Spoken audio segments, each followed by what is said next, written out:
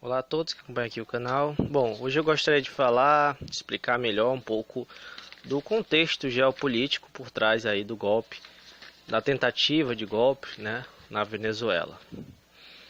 Então, vamos começar, né? O contexto de guerra política na Venezuela já está desde 2017, né? As eleições presidenciais foram em 2018, né? Foram vencidas pelo Maduro, né? E a eleição de Maduro é uma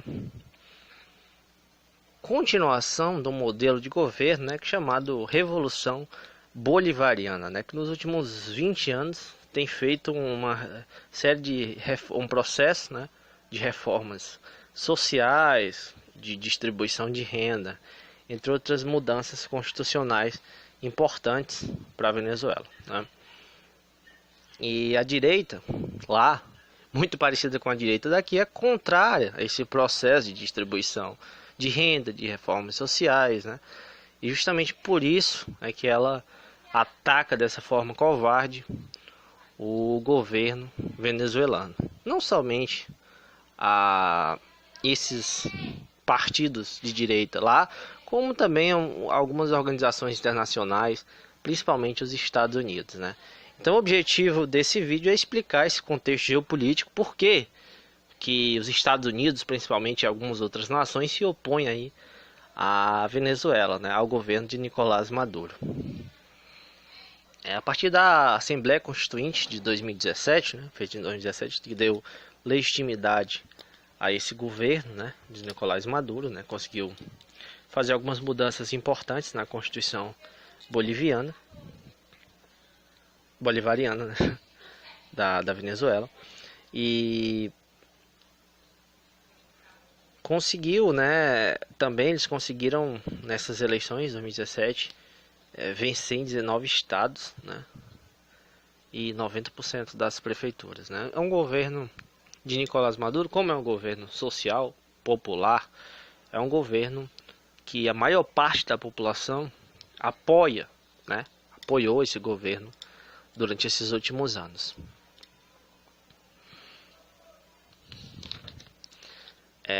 A grande questão que está em jogo no contexto geopolítico da Venezuela é a questão do petróleo, né?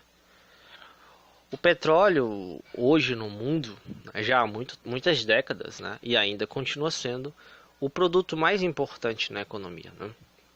É a principal fonte energética, é a principal matéria-prima, né, para diversos produtos aí de vários tipos, uma variedade enorme de produtos.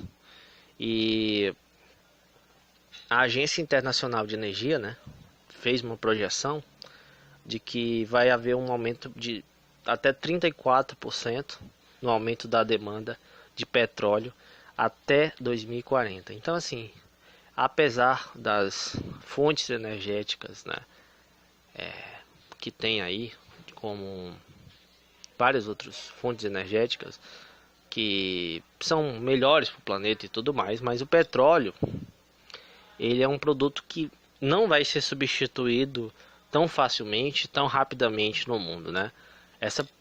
Essa mudança vai ser gradual e pelas próximas décadas ainda o petróleo vai haver uma demanda enorme para ele. Então, assim, continua assim sendo o produto mais importante dentro da economia global. E os principais e a Venezuela, né, ela é o principal produtor de petróleo na América Latina, né, junto com o Brasil agora, com essa descoberta do pré-sal. O Brasil passa a ter uma das maiores reservas do mundo, né, ficando aí pelo menos entre as 10 maiores reservas, talvez até entre as 5, né, as projeções que são feitas, porque não se sabe ainda, não tem um número exato, né, da reserva do pré-sal, mas vai ficar aí entre a 10ª e a 5ª maior, né, reservas de petróleo do mundo, né? O pré-sal no Brasil ele foi descoberto em 2006, né? E a partir de então ele vem sendo utilizado, né? Já vem sendo explorado. Mas existem reservas que estão ali mais abaixo que ainda não foram exploradas, né? Então assim, voltando ao caso da Venezuela, né? Há toda uma campanha internacional para mudar o governo, né? Mas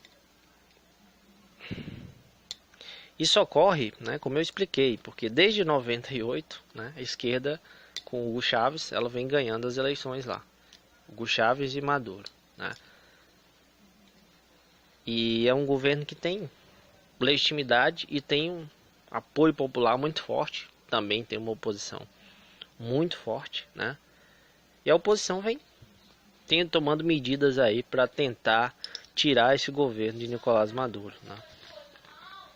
No caso, a Venezuela, ela tem um controle estatal do petróleo, né? O petróleo é estatal.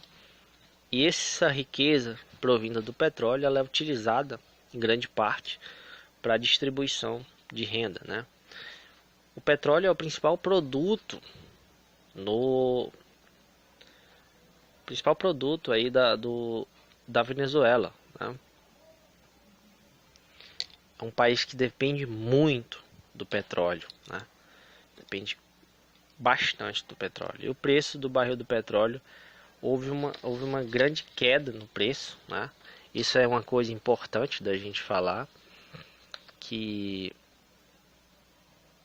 o preço do barril do petróleo, que já tinha chegado a 120 dólares, né, em 2014, deu uma queda para 30 dólares em 2015, né?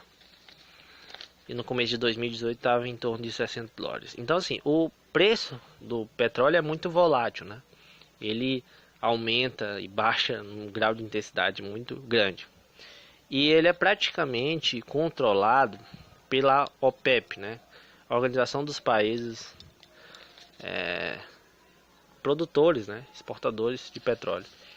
E o líder principal da OPEP é a Arábia Saudita, que é o maior produtor, né? E ela praticamente define o preço no mercado, né? Os Estados Unidos têm uma tecnologia de extração, né, de um tipo de petróleo, né, que era muito difícil de extrair. Ele conseguiu, com uma tecnologia nova, uma extração por um custo viável, né? Um petróleo. Então a produção de petróleo e de gás natural dos Estados Unidos tem crescido muito nos últimos tempos, né? E assim, essa diminuição do valor do barril do petróleo, ela tem prejudicado países como o Brasil, como a Venezuela, Rússia, Irã, né, países produtores aí de petróleo, que perderam, né, uma enorme lucratividade, né, por conta dessa perda aí extraordinária, né? Perda muito grande. Em poucas semanas, em poucos meses, o preço do barril do petróleo, como eu disse, caiu, né, entre 2014 e 2015. E o principal prejudicado com isso tudo, sem dúvida, foi a Venezuela, porque a Venezuela, ela depende muito mais do petróleo do que países como o Brasil, do que como a Rússia, como o Irã, né? Ela depende praticamente totalmente do petróleo. Então, acaba que ela foi a maior prejudicada economicamente, que gerou uma enorme crise no país, né? Então, aproveitando-se dessa crise gerada principalmente aí pelo petróleo, entre outros fatores, mas esse sem dúvida foi o principal, houve toda uma pressão no governo, né, da oposição e dos Estados Unidos e da mídia, né, internacional, que é controlada aí pelos veículos norte-americanos, principalmente, né, a mídia no Brasil, por exemplo, em alguns outros países da América Latina, principalmente. Eles têm utilizado isso para poder atacar o Maduro, né, e a política de Maduro, evidentemente, a esquerda de modo geral, né, lá na Venezuela. E o que acontece, gente? a questão do petróleo, ela é um ponto muito importante para a gente entender todos os conflitos globais das últimas décadas. Como eu disse, é o principal produto. Então, a maioria dos conflitos, né, os conflitos entre as nações, o principal fator que define os conflitos são interesses econômicos, né? E os interesses econômicos por trás do petróleo são enormes. Não à toa que a região do Oriente Médio, que é a região onde tem ali cerca de 60% das reservas de petróleo no mundo, é onde há maior número de conflitos, né? Provavelmente ali entre o Golfo Pérsico, né? Teve a invasão do Iraque em 2003, né? E a intervenção na Líbia e no Irã, que todos esses são países grandes produtores de petróleo, né? Só no Iraque, para vocês terem uma ideia do que provocou essa invasão, né, no Iraque, essa guerra, foram mais de 400 mil mortos no Iraque. Uma quantidade enorme de pessoas ali que foram mortas por esses conflitos relativos ao petróleo. Então, a gente tem uma noção aí do que é que os Estados Unidos é capaz de fazer para obter petróleo dos países, né? Faz guerras, invasões, ou então faz golpes brancos, né, como o caso do Brasil, né, o caso de alguns outros países também. Mas na Venezuela eles estão fazendo essa pressão aí, midiática principalmente, né, contra o Maduro, justamente para poder colocar um governante lá que haja de acordo com os interesses dos Estados Unidos. É o caso que aconteceu no Brasil em relação ao Temer, em relação ao Bolsonaro, que são verdadeiros entreguistas profissionais, que dão aquilo que os Estados Unidos querem. Então, para eles, o governo Temer, que é um governo golpista, é um governo legítimo. Para eles, o governo Bolsonaro é um governo legítimo. Mas o governo da Dilma ou de qualquer outro, de esquerda, de qualquer outro nacionalista, né, que vá contra os interesses econômicos dos Estados Unidos, é um governo que eles dão golpes, que eles tiram, seja de qualquer forma, né? Então, o que é que eles fizeram lá nos Estados Unidos? Criaram grupos de oposição, né, de ações extremamente violentas, destroem prédios públicos, né? São grupos esses comprovadamente financiados pelos Estados Unidos e pela Colômbia, né, para criarem um verdadeiro cenário de guerra, né? Eles chegam destruindo tudo, fazendo o que for preciso, né? Então a maior parte das mortes geradas lá na Venezuela são mortes de quem? De policiais, de funcionários públicos, né?